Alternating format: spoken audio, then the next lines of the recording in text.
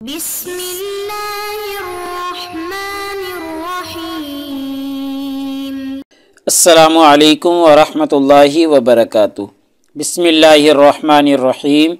عزیز طلباء اکرام، ایم.اے. اسلامیات کے مضمون فقہ و اصول الفقہ کا آج ہمارا سبق نمبر 224 ہے، جس کا عنوان ہے کتاب النکاح کا الباب الثانی، اور انشاءاللہ آج ہم المسألۃ الثامنہ سے پڑھیں گے۔ یعنی مصنف نے رضاعت سے متعلق جو 9 اختلافی مسائل بیان کرنے تھے، تو ان میں الحمدللہ ہمارے 7 اختلافی مسائل مکمل ہو چکے ہیں۔ 8واں آج کے اس سبق میں ہم شروع کرتے ہیں۔ تو نیا سبق شروع کرنے سے پہلے ہم گزشتہ سبق کا خلاصہ دیکھتے ہیں۔ پچھلے سبق میں ہم نے سب سے پہلے عبارت کا ترجمہ اور عبارت کی مختصر تشریح پڑھی تھی، اور مختصر تشریح کے دوران ہم نے اختلاف کا سبب پڑھا تھا کہ فقہا کے درمیان میں جو اختلاف تھا، اس اختلاف کا اصل سبب اور اصل محرک کیا تھا، تفصیل ہم دیکھ چکے ہیں۔ ایسے ہی آیت اور قرآن مجید کی جو تھی اور حدیث مبارکہ جو تھی، دونوں میں جو تعارض تھا اس کو رفع کرنے کی کوشش کی تھی، اور مصنف نے بڑی فیصلہ کن بات کی تھی، اور اس کو ہم تفصیل کے ساتھ دیکھ چکے ہیں۔ تو آج کے اس سبق میں انشاءاللہ ہم اسی ترتیب سے آگے چلیں گے۔ سب سے پہلے عبارت کا ترجمہ اور عبارت کی مختصر تشریح پڑھیں گے، اور مختصر تشریح کے دوران ہم 8واں مسئلہ آج شروع کریں گے۔ اور 8واں مسئلہ جو ہے وہ رضاعت کی گواہی سے متعلق ہے کہ دودھ پلانے کے بارے میں گواہی دی جائے کہ فلاں بچے نے فلاں عورت کا دودھ پیا ہے تو اس کی رضائی ماں ہے، تو کیا اس میں گواہی کا اعتبار کیا جائے گا یا نہیں کیا جائے گا؟ اگر کیا جائے گا تو کتنی عورتوں کی گواہی معتبر ہوگی یا کتنے لوگوں کی گواہی کا اعتبار کیا جائے گا؟ تو جتنی بھی یہ تفصیلات ہیں وہ آج کے اس سبق میں انشاءاللہ ہم دیکھیں گے۔ ایسے ہی رضاعت کی گواہی سے متعلق فقہاء کرام کا اختلاف ہے، تو انشاءاللہ اختلاف کی وضاحت بھی کی جائے گی، اور پھر اختلاف کا سبب بھی جاننے کی کوشش کریں گے کہ فقہاء کے درمیان جو رضاعت کی گواہی میں اختلاف ہوا ہے وہ اختلاف کس بنیاد پہ ہوا ہے۔ تو تفصیلات آج کے سبق میں انشاءاللہ ہم دیکھیں گے۔ تو چلیے دیکھتے ہیں، یہ آج کی ہماری عبارت ہے المسألۃ الثامنہ، 8واں مسئلہ۔ وَأَمَّا الشَّهَادَةُ عَلَى الرَّضَاعِ، رضاعت پر گواہی دینا یہ کیسا ہے؟ آیا دی جا سکتی ہے یا نہیں دی جا سکتی؟ تو فَإِنَّ قَوْمًا قَالُوا، فقہا کی ایک جماعت کا کہنا ہے لَا تُقْبَلُ فِيهِ إِلَّا شَهَادَةُ امْرَأَتَيْنِ، کہ اس میں صرف اور صرف 2 عورتوں کی گواہی معتبر ہوگی، 2 عورتوں کی گواہی کو قبول کیا جائے گا، 2 عورتوں سے کم عورتوں کی گواہی کا اعتبار نہیں کیا جائے گا۔ یعنی کم از کم امرأتین ہوں، 2 عورتیں ہوں، وہ گواہی دیں کہ فلاں بچے نے فلاں عورت کا دودھ پیا ہے، تو پھر اعتبار کیا جائے گا، اور اگر ایک عورت ہوگی تو پھر اعتبار نہیں کیا جائے گا۔ یہ ہے فقہا کی ایک جماعت کا کہنا۔ وَقَوْمٌ قَالُوا، اور فقہا کی ایک جماعت کہتی ہے لا تقبل فیہ، اس میں کوئی شہادت قبول نہیں کی جائے گی، الا شہادت 4، ہاں مگر 4 عورتوں کی گواہی کا اعتبار کیا جائے گا۔ ٹھیک ہے، ادھر 2 کا کہا تھا، ادھر کہہ رہے ہیں کہ فقہا کی ایک جماعت کا کہنا ہے کہ 4 لوگوں کی گواہی کا اعتبار کیا جائے گا، اس سے کم لوگوں کی گواہی کا اعتبار اس میں نہیں کیا جائے گا۔ اور یہ جو قول 4 کا وَبِهِ قَالَ الشَّافِعِيُّ وَعَطَاءٌ، امام شافعی رحمہ اللہ کا اور امام عطا کا یہ قول ہے۔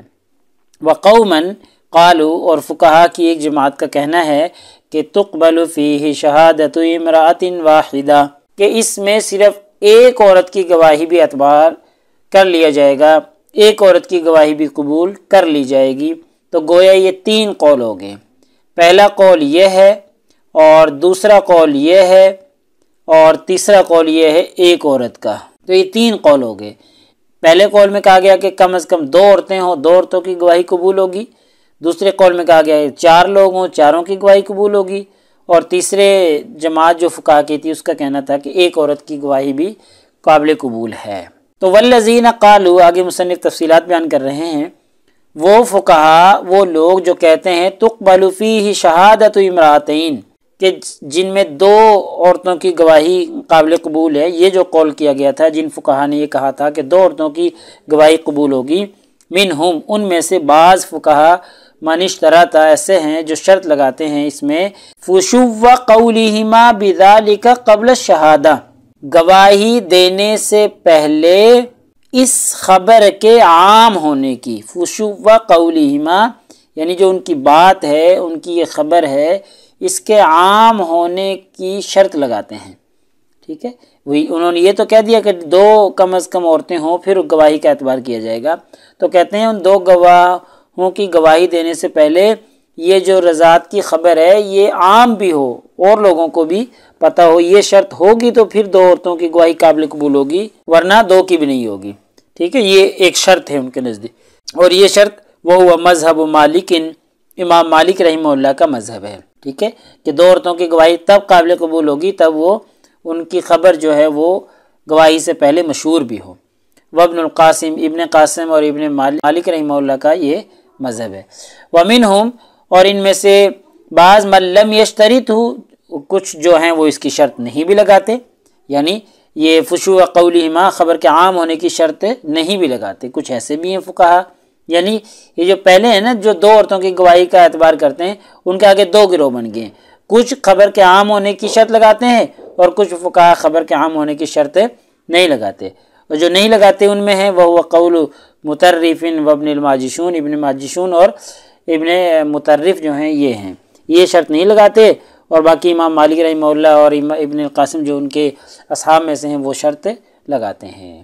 تو آگے دیکھیں والذین اجازوا ایضا شہادت امرأۃ واحدۃ، اور جو دوسرا گروہ تھا آخر میں جو ہم نے پڑھا تھا 3 نمبر جو تھا، جو اجازت دیتے ہیں اسی طریقے سے ایک عورت کی گواہی کی بھی، یعنی ایک عورت بھی اگر گواہی دے تو قابل قبول ہے، جو فقہا یہ قول کرتے ہیں منہم، ان میں سے بعض فقہا ایسے ہیں من لم یشترط فشو قولہا، وہ اس عورت کے خبر کے عام ہونے کی شرط نہیں لگاتے قبل شہادتی، شہادت سے پہلے، ٹھیک ہے۔ اگرچہ ایک عورت ہے لیکن ان میں سے کچھ فقہا ایسے ہیں جو کہتے ہیں کہ خبر کا عام ہونا بھی ضروری نہیں ہے، اور یہ مذہب ابی حنیفہ، امام ابو حنیفہ رحمہ اللہ کا ہے۔ ومنہم، اور کچھ فقہا ایسے ہیں من اشترط ذالک، جو اس کی شرط لگاتے ہیں، یعنی جو پیچھے 3 گروہ ہم نے پڑھے تھے، فقہا کی 3 جماعتیں، 3 قول تھے، تو ان میں سے جو آخری تھا کہ جو کہتا تھا کہ ایک عورت کی بھی گواہی قابل قبول ہوگی، تو ان میں سے کچھ فقہا کہتے ہیں کہ اس کی جو شہادت سے پہلے خبر کا عام ہونا ضروری نہیں ہے، یہ امام ابو حنیفہ رحمہ اللہ کا مسلک ہے، اور اسی جماعت میں سے کچھ فقہا کہتے ہیں کہ بھئی اس خبر کا عام ہونا ضروری ہے، اور یہ ضروری کون ہے؟ وہی روایت عن مالک، امام مالک رحمہ اللہ سے یہ ایک روایت ہے۔ وقد روا عنہ انہ لا يجوز فی شہادت اقل من اثنتین، اور ان کی ایک روایت ان سے یہ بھی مروی ہے کہ 2 سے کم کی جو ہے نا شہادت جائز ہی نہیں ہے، ٹھیک ہے، عورتوں کی گواہی جائز ہی نہیں ہے جبکہ وہ 2 سے کم ہو۔ امام مالک رحمہ اللہ سے پھر یہ 2 جو ہے نا روایتیں منقول ہیں۔ ایک روایت تو یہ ہے کہ جی ایک ہی عورت ہو اور اس میں بھی شرط یہ ہے کہ وہ خبر عام ہو، اور دوسری روایت یہ ہے کہ 2 سے کم عورتوں کی شہادت جو ہے وہ قابل قبول ہی نہیں ہے۔ تو یہ 2 روایتیں امام مالک رحمہ اللہ کی ہیں۔ آگے جو ہے مصنف والسبب فی اختلافہم، یہاں سے اختلاف کا سبب بیان کرنے لگے ہیں کہ یہ فقہا کے درمیان میں جو اختلاف ہوا ہے، 3 گروہ بنے نا، 3 گروہ بن گئے۔ ایک کا کہنا ہے کہ جی ایک عورت کی گواہی قابل قبول ہو جائے گی، دوسرے کا کہنا ہے کہ جی 2 کی ہوگی، تیسرے کا کہنا ہے کہ جی 4 لوگوں کی گواہی جو ہے وہ قابل قبول ہوگی۔ تب یہ اختلاف کیوں ہو گیا ہے؟ تو وَالسَّبَبُ فِي اخْتِلَافِهِمْ أَمَّا بَيْنَ الْأَرْبَعِ وَالْإِثْنَتَيْنِ، 2 اور 4 کے درمیان میں جو اختلاف کا سبب ہے، 3 قول تھے نا، ایک قول 4 کا بھی تھا اور ایک 2 کا بھی تھا، تو 2 قول والے فقہا اور 4 کے قول والے جو فقہا ہیں جو کہتے ہیں 4 کی گواہی قابل قبول ہے، جو کہتے ہیں 2 کی گواہی قابل قبول ہے، ان دونوں کے درمیان میں جو اختلاف کا سبب ہے وہ کیا ہے؟ وہ یہ ہے فاختلافهم فی شہادت النساء هل عدیل کل رجل هو امرأتان فیما لیس یمکن فی شہادت الرجل او یکفی فی ذالک امرأتان، تو ہر وہ کام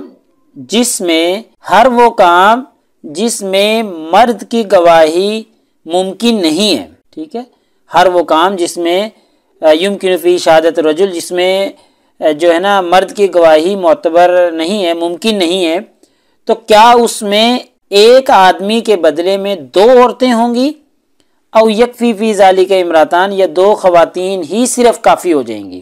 ٹھیک ہے، یعنی کہنے کا مطلب یہ ہے کہ وہ معاملات جن میں مرد کی گواہی ممکن نہیں ہے، جیسے پیدائش کے بارے میں، نسب کے حوالے سے، اور ایسے ہی رضاعت کے متعلق، اب ان میں مرد تو گواہی نہیں دے سکتا نا.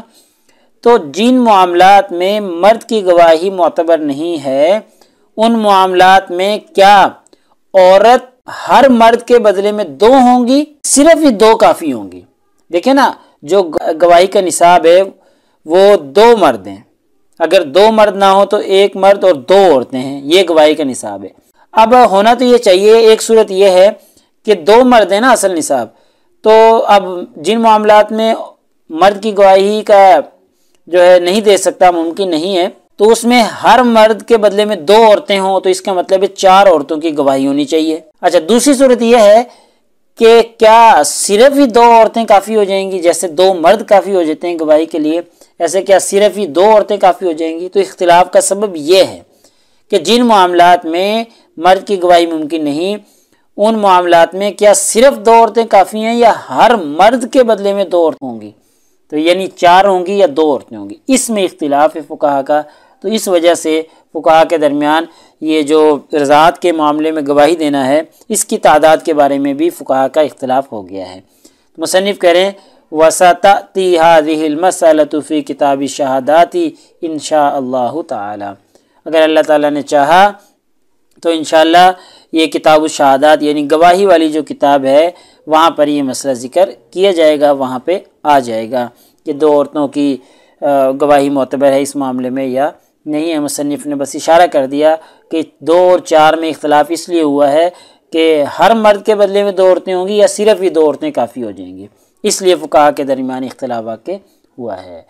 تو آج کے ہمارے اس سبق کا خلاصہ یہ نکلا کہ آج کے اس سبق میں ہم نے سب سے پہلے عبارت کا ترجمہ اور عبارت کی مختصر تشریح دیکھی ہے، اور مختصر تشریح کے دوران ہم نے آج کے سبق میں 8واں مسئلہ شروع کیا ہے، اور 8واں مسئلہ جو ہے وہ رضاعت کی گواہی سے متعلق ہے کہ رضاعت میں گواہی کس کی معتبر ہوگی اور کتنے لوگوں کی گواہی معتبر ہوگی. یہ ساری تفصیلات آج کے سبق میں ہم نے دیکھی ہیں. تو رضاعت کی گواہی سے متعلق فقہا کا اختلاف ہے، تو فقہا کے اختلاف کی ہم نے وضاحت کی، اور 3 اقوال تھے، تینوں اقوال کا ہم وضاحت کر چکے ہیں. اور پھر آخر میں ہم نے اختلاف کا سبب بھی جانا ہے کہ 2 اور 4 کے درمیان جو فقہا کا اختلاف ہوا تھا وہ اختلاف ہم نے پڑھا تھا.